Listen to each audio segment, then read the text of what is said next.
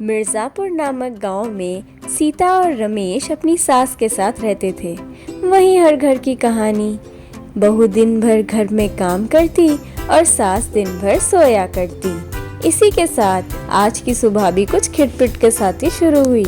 आइए देखते हैं।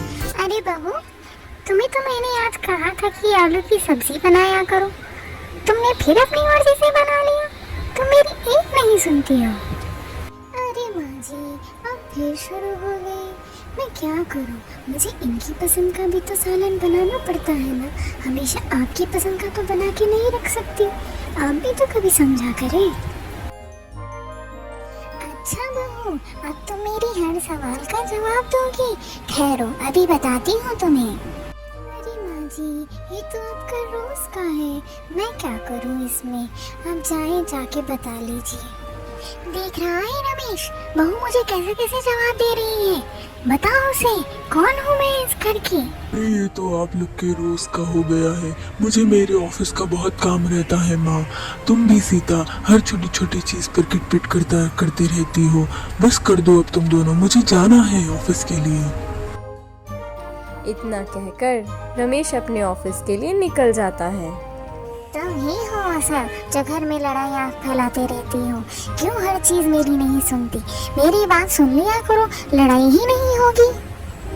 अरे माँ जी, आप तो हमेशा ही अपने आप को सही बोलती हैं। आप भी तो कभी समझा करें। बहस इसी तरह बढ़ती गई और माँ जी सीता से बहुत ज़्यादा गुस्सा हो गई। रमेश अपने ऑफिस से थका हारा घर को वापस लौटता है तो देखता है कि अभी तक उसकी माँ और बीवी के बीच झगड़ा चल रहा है। यह सुनकर वो किचन में जाता है। अरे माँ, अरे तुम भी सीता, तुम दोनों का फिर शुरू हो गया। आखिर कब तक चलेगा ऐसा? बंद करो सीता, तुम भी माँ की बातें मान लिया करो। और माँ, आप भी सीता को हर चीज पे टोका मत करो। आप दोनों मिलकर भी तो रह सकती हो ना। क्यों इस घर का सुकून खराब कर रही हो?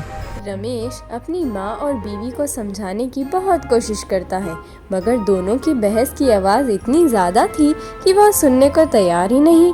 रमेश चुपचाप वहाँ से चला जाता है।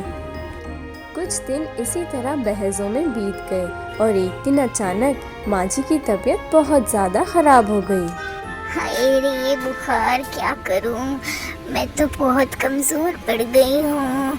हाय रमेश। माँ जी की आवाज़ सुनकर सीता दौड़ती हुई माँ जी के पास आ जाती है। क्या हुआ माँ जी? क्या चाहिए आपको? कुछ तकलीफ हो रही है क्या? माँ जी की ऐसी हालत देखकर सीता उनका बहुत ध्यान रखती है। सीता का इस तरह व्यवहार देखकर माँ जी का दिल पिघल जाता है।